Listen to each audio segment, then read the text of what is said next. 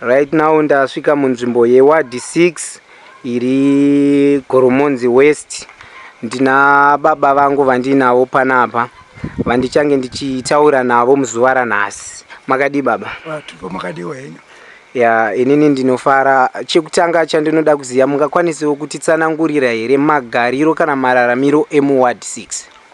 Muno mu ward 6 muhadha muno Goromonzi West magariro acho takagara edu zvakanaka, hakuna mhirizhonga, asi tine dambudziko ratinaro munzvimbo ineyi.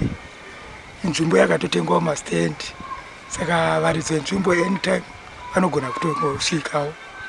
Saka vanhu tiri muno hatina kwekuenda kwekuti tingakwanise kuenda, saka tikuda kukumbirawo kuhurumende kuti ikwanise kutibatsirawo nemararamiro atiri kuita. Ndosaka tangoti hurumende dai yapindirawo yatibatsirawo.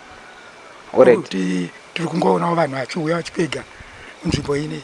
Vari kutopega mastenzi panzvimbo yamuri kutogara? Ichokwadi. Alright. Right, muri Zimbabwe ndo chichemo chiri kubva kuward 6 Goromonzi West.